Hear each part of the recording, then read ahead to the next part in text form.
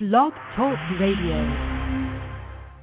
Hello, everyone. Good morning. This is Lori Smith on Blog Talk Radio. It is 6 o'clock here morning, Wednesday morning. Oh, sorry, it's Thursday, January the 13th. I'm just waking up here, as you can tell.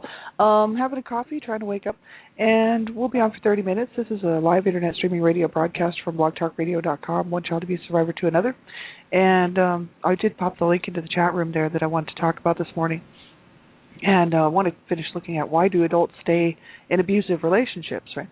So, yeah, thanks for tuning in. I appreciate everybody who's listening to my shows. It's just awesome. I have a lot of support from a lot of awesome people. Thank you very much, and I hope everybody's getting something out of this. I know that I am. It's kind of a walk through my healing journey here in the morning, one child abuse survivor to another, and sort of hoping that it helps other people to see that there is hope and that, you know, there's going to be good days, there's going to be bad days, right? We just have to be able to learn how to cope and how to manage these things, right? So it's so important that people do know that they can get help and that there is help available, and that if you can't, you know, cope and you just can't seem to manage, that you do need to reach out, because ultimately no one will probably know, you know what I mean, that you're having problems and having trouble. And so I know myself when I began my healing journey, you know, I didn't realize there would be this many people out here with their hands out to me saying, you know, you can do it, right? But because I had never really reached out before. So that's the thing. It's really important for people to know that there is help, there is hope, and that it ultimately is up to us as, you know, as adults to get that help, right? It's our responsibility.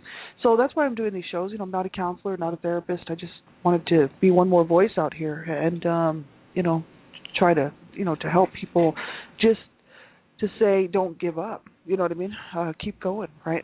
So I've been on my healing journey for about 4 years now, a little bit over 4 years, and so I just wanted to be one more voice, right? So I'm not a counselor or therapist. You have to listen at your own discretion to all of my shows, and I'm talking about the topics of abuse, right? And that's very sensitive, and a lot of people are very uncomfortable with it. Survivors can be triggered by it, so you need to know what's safe for you to listen to. And if you feel that the show might bother you, it is ultimately your discretion. So you have to listen to all of my shows at your own discretion, right? Young people under the age of 18, I ask that you have someone give you permission to listen to my show, an adult who can listen to the show with you to make sure it's something that you should be listening to, right? Because there's a lot of adult content on my shows. I just believe in protecting children at all times because I'm the Canada Regional Director for Dreamcatchers for Abused Children, and that's what we're doing. We're trying to help to save children's lives and to stop child abuse of all types, right? So we're working all the time to protect children and to promote the protection of children, because children have rights. They have the right to life. They have the right to, they have human rights. And so you have the right to protection, you have the right to safety, security, but you need to know how to keep yourself safe, right? And when there's a chat room present, you need to know, you know, how to keep yourself safe in a chat room. And if you haven't learned that already, then you need to check it out. So go, you know, just type into your browser, internet safety, online safety, and you can bring up websites that will give you some good information on how to keep yourself safe online, right? It's very important. So make sure that you do that. So we're going to get right into this article.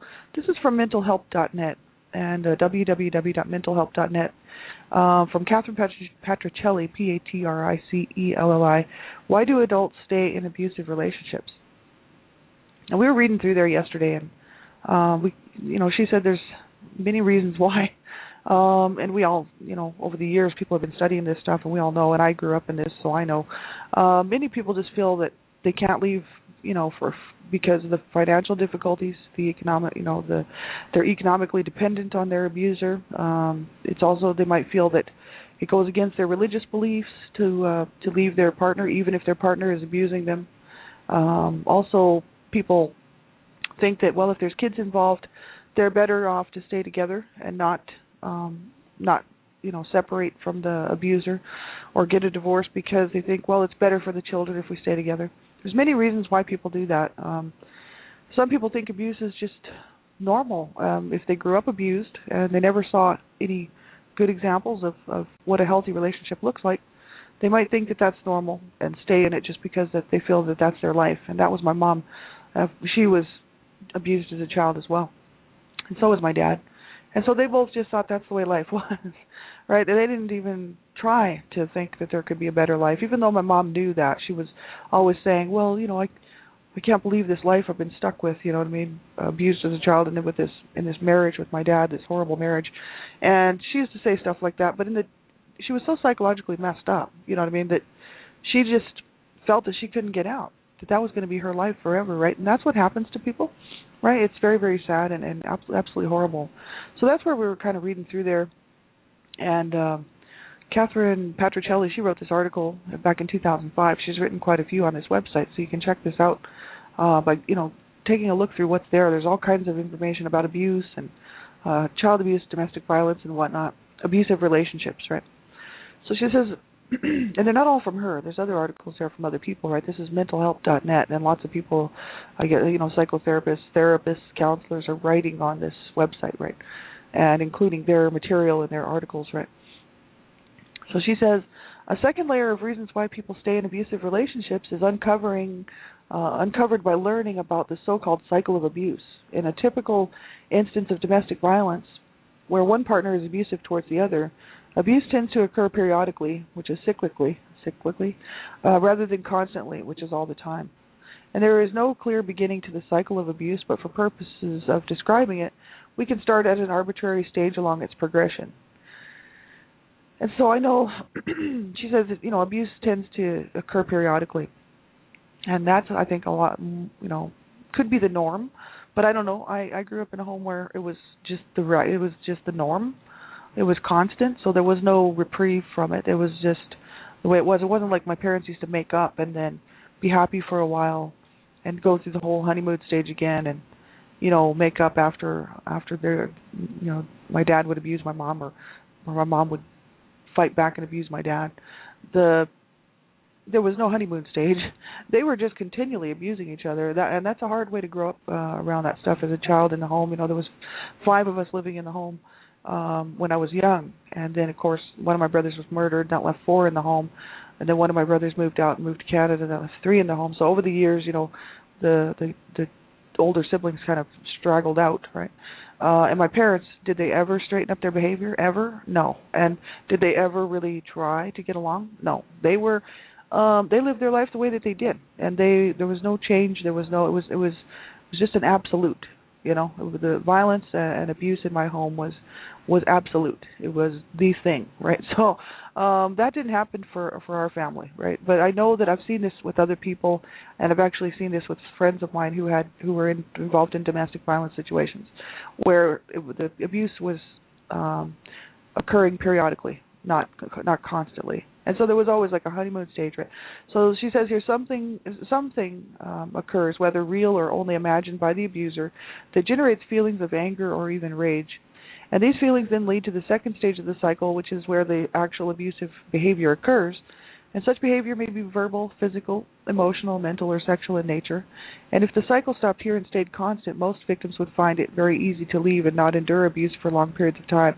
Some don't, though, right? Some people stay in that. My mom's a perfect example.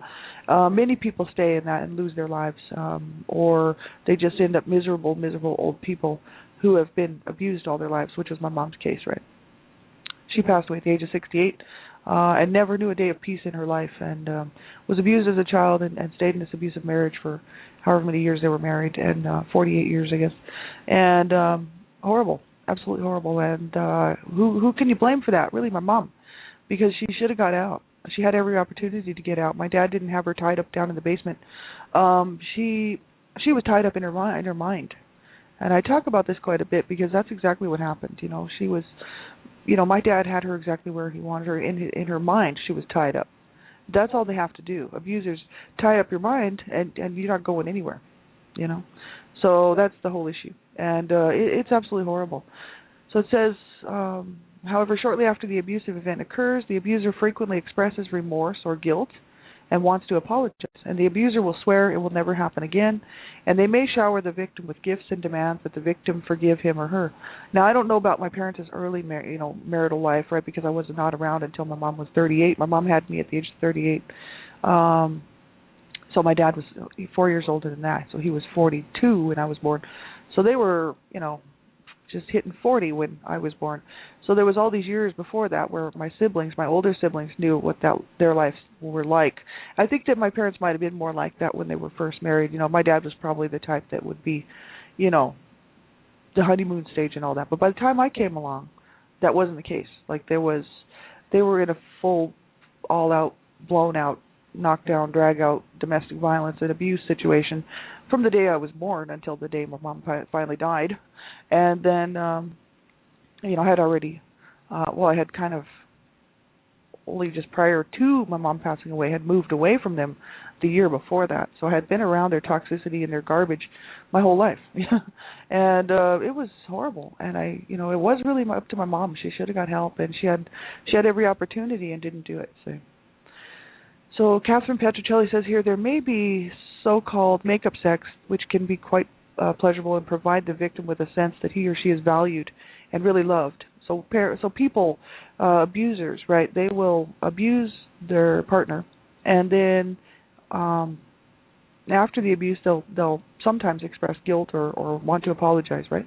And they'll say, "Oh, it'll never happen again." Now, I've seen other people in this situation, so I know that this does happen. It's never happened to me, thank God, because I don't allow abusers in my life anymore as an adult, right? But it has people that I know. It's happened to them, right? Absolutely horrible. So the abuser says that, then they make up, and the relationship's good for a while, right? And then it starts all over again. That's why it's a cycle, right? It says, in a parent-child abusive relationship, guilt over abuse may be expressed as special privileges or gifts for the child victim. Following the guilt, that can happen. That never happened in our home. My mom was my main abuser. They never expressed any guilt or feelings of that they felt bad because of the abuse they were putting on us. They actually, what they would do was make us feel bad. So they would beat on us and then make us feel guilty because we were causing them to have to beat on us, right? That's the horrible thing. Like, we were made to beg at my mom's feet, right? Because we were so bad and we were so horrible and we were so taking up so much of their valuable resources of their mind, their well-being, right? So they popped us out and then made us pay for it, right? That's exactly what they did. My mom, of course, did not want me, especially me, because I was born out of rape, marital rape, and my sister was too, really, even though she probably doesn't even think about that stuff because she lives in her own little pretend world. But my mom was told not to have any children after my brother, and he was 7 years older than me, and so for 7 years my dad was forcing himself on my mother. Because my mother was told that if she had another child, she would die, right? So my mom had 5 more children because my dad kept forcing himself on her. And so in the period of 7 years, my mom had 5 children, which were all born full term, but only 2 of us made it. The other 3 died stillborn. So that just tells you what a sick man my dad was.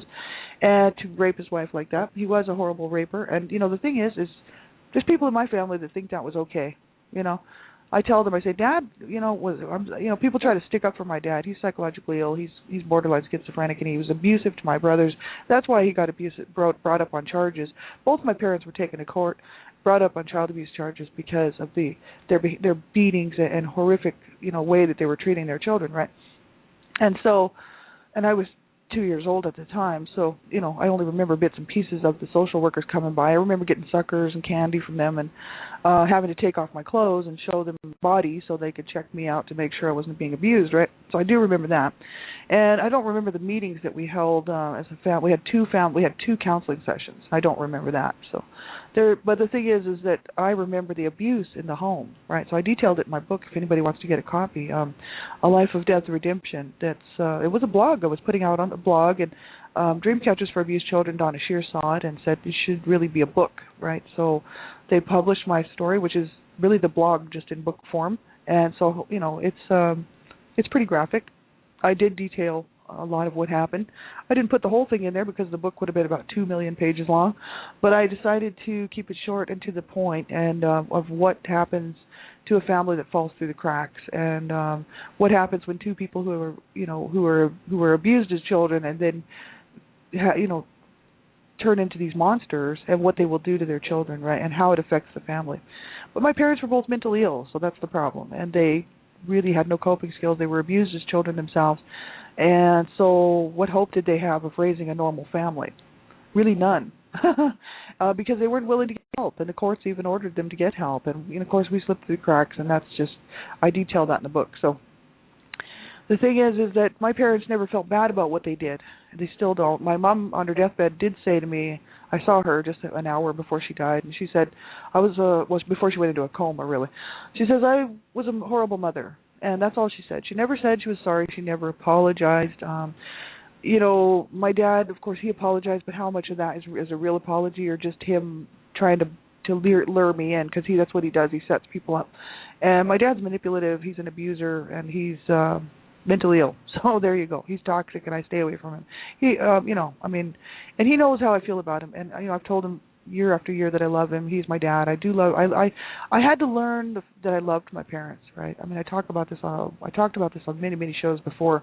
I've done like over 500 shows. You'd have to go back and find all this stuff. But just to make a long story short, I mean, my parents knew I loved them.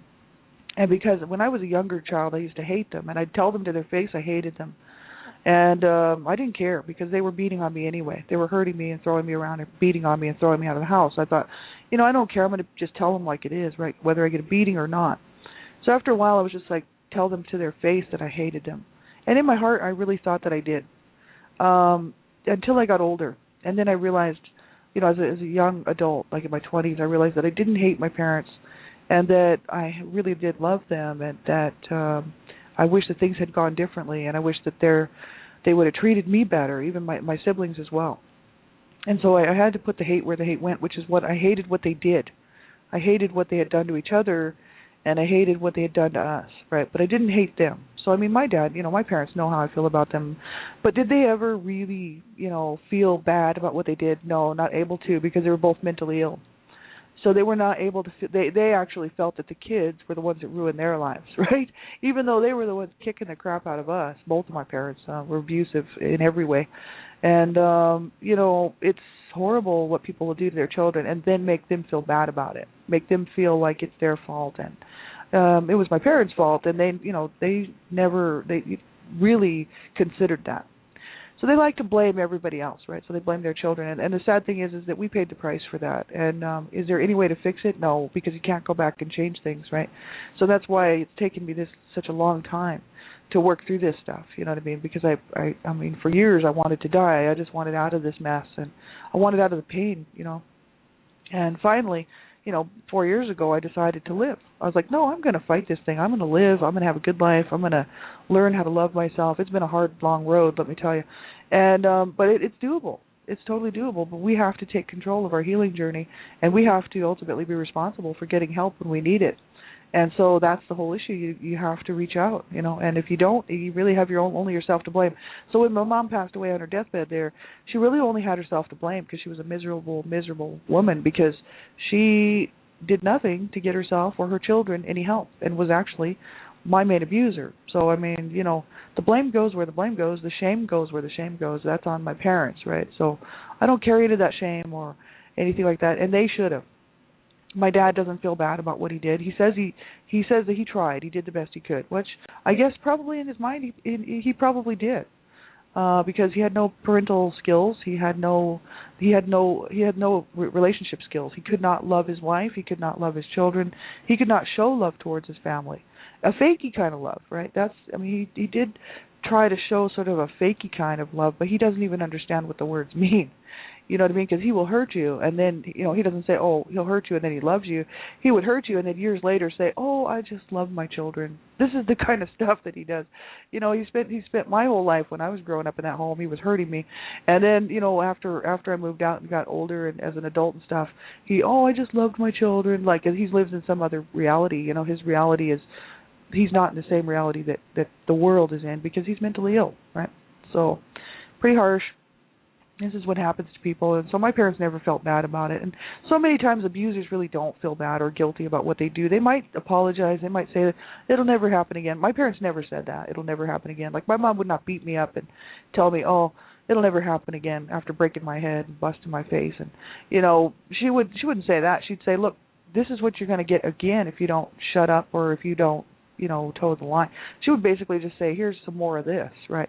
Or this is exactly what you're going to get, from here on out.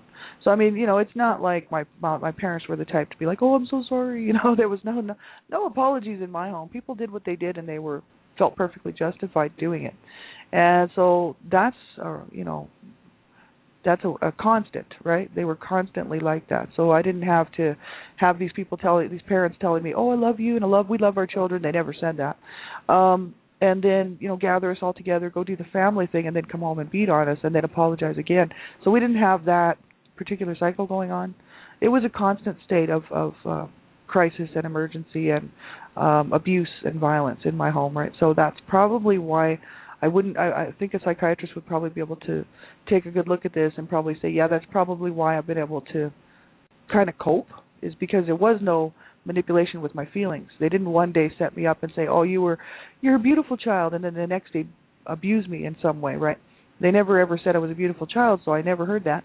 So it was just a constant situation for me. I wasn't manipulated as far as that went, right?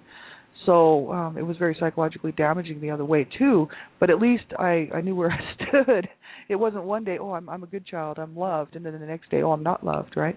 My parents just never ever treated us right from the day one, right? And so that's the whole issue. Right there, I didn't have to deal with that. So things are a little bit different for me than a lot of people. Following the guilt and making up stage comes the honeymoon or latency period, during which things are good for a while between the partners. Inevitably, in truly abusive relationships, the latency period ends with the beginning of another abuse episode. And the abuser, again, feels angry, disrespected, or treated poorly in some way, and the cycle starts all over again. So, yeah, that's a cycle of abuse. You know what I mean? It just goes around and around and around. And she says here, though such cyclical abuse is repetitive and predictable, it is also intermittent, and the rest of the relationship might be perceived as good enough or even loving. In this context, victims often rationalize that they aren't really being abused, that their partner really loves them despite being abusive, and that makes it okay, that the abuse really isn't all that bad, and other similar statements. I've actually seen this and heard this from people. It's like, well, my partner, they'll say something like, "Oh, he loves me," and it's really kind of my fault because I caused the abuse. And, they actually start to believe the garbage that the abusers are pushing on them, which is that it's their fault. Abusers like to manipulate the situation and say, "Oh, I have to treat you this way because," right? Now, my mom was like that, like she would beat on me and then say, "I'm doing this to you or causing this. I'm doing this to you because," in other words, if I was a good kid or if I was behaving a certain way, she wouldn't have to bash my head in with a rolling pin or kick the crap out of me. You know what I mean? That's the whole issue. She was kind of like, "You're making me do this," is what she. In other words, that's what she actually told me one time when she burned me. She told me right to my face, "You're making me do this. Look what you're making me do," and really all I did was walk by her, you know what I mean? So, no, she just wanted to hurt me, right? And then wanted to make it look like I was forcing her to hurt me, right? Which is absolutely ridiculous. People abuse people because they want to. People abuse their children because they want to. Abusers abuse their partners, their wives, their husbands because they want to. It's a clear choice, and they're using whatever manner they feel that they want to do it. So whether it's psychological, whether it's physical, verbal, emotional, sexual abuse, right? They're doing what they're doing because they want to. So, you don't want to buy into any of that, "Oh, I didn't mean to, I'm sorry." These abusers that would beat on you and then say, "Oh, I'm sorry, I didn't mean to hit you and it'll never happen again." That is garbage. It will happen again. And the whole thing is you have to be very, very, at that point, careful about, not falling into that trap of that cycle, right? And also, if you're in that situation, you make sure you get some help, whatever the way that is. There's all kinds of great websites out there for people who are in domestic violence situations, and that's domesticviolence.org. That's a good website. It gives you all kinds of info on safety plans and who to talk to. And there's also another website that's awesome, and that's the National Coalition Against Domestic Violence, the NCADV, National Coalition Against Domestic Violence. So they have hotlines and whatnot and all kinds of info and on how to keep yourself safe and what to do, what not to do in this situation. You want to keep yourself alive. Like that's the whole issue. And I have my good friend here from Australia, my lovely friend. Hello, Gypsy Witch. And I'm glad that you could be here. Thank you so much for being here with me again. Thank you so much. I just love you, dear. And so yeah, no, it's so harsh what people do to each other. I knew people, friends of mine that were in domestic violence and abuse situations, and one of my friends was murdered by her partner in a domestic violence and abuse assault. She was murdered, and she had two small children, and The sad thing is people would say, well, how can that happen, And we asked ourselves that after the funeral. All of her friends, so-called friends that were standing around afterwards, were saying, why did we not know this? Why did we not recognize this? We all grew up abused, right? All of us were abused as children, including her. We were all screwed so badly by our parents, and also then doing drugs, and we were heavy into drugs, and we were thinking, why did we not see that this was a problem? That we were just not paying attention, because abuse and violence was our daily lunch, right? Like abuse and violence was my breakfast, lunch, and dinner, and so we were sitting there thinking, why did we not see the signs? Well, it's because we were in that situation for our whole lives. Almost all of my friends were abused as children, and then ended up in these violent lifestyles with other people, abusers and abusive type people. And so this one friend of ours was killed and murdered at the hands of her abuser. And it's so sad, because those two little children were left without a mother, and they were very young. And would they ever remember their mother? I don't know. And the home, their home lifestyle was horrible.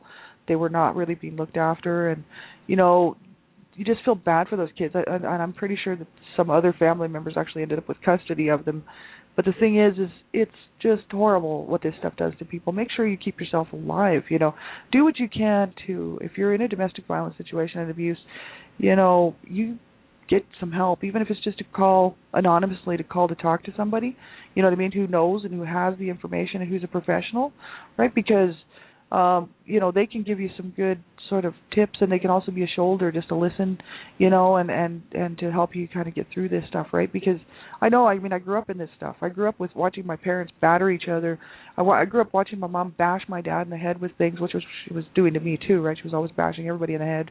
I watched my dad, hitting my mother, slapping her around, calling her names, horrific names in front of the children, pushing her around, raping her.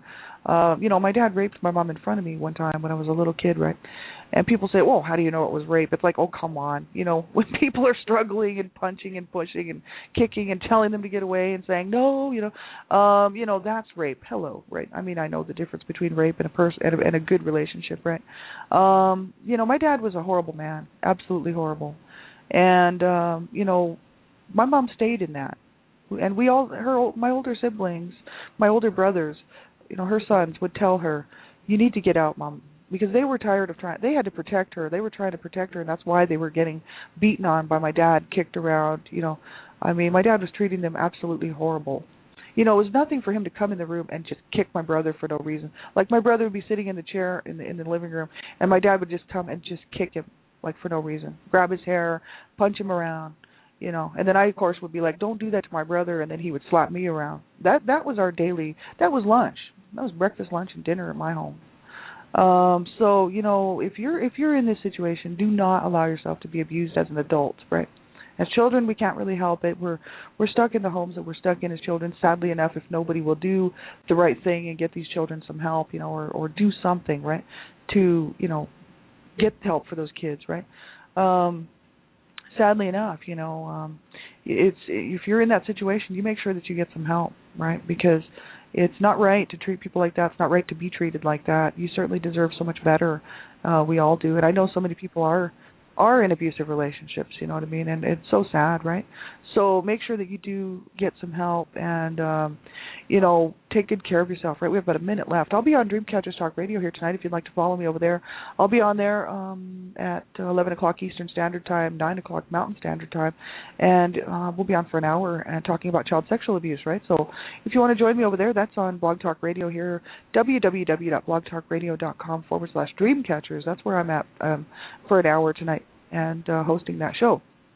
So have a great day, everybody, and we'll talk to you again soon. I'll be back on tomorrow morning, One Child Abuse Survivor to Another. We'll continue this article here. There's quite a bit left. We'll go through the rest of it tomorrow morning. And just make sure you do take care of yourselves and have a great day, everybody. Thanks, everybody, for tuning in. I appreciate everybody who's listening to my shows. If I can get you any information, just leave me a message here on Blog Talk Radio, or you can contact me on Facebook, whatnot. And I'll try to get back to you as soon as possible, right? So thanks, Gypsy Witch, for being here. I just love you so much. Have a great night. And because she's in Australia, so she's actually just heading off to bed, and I'm just starting my day. So have a great day, everybody, and we'll talk to you real soon. Bye-bye.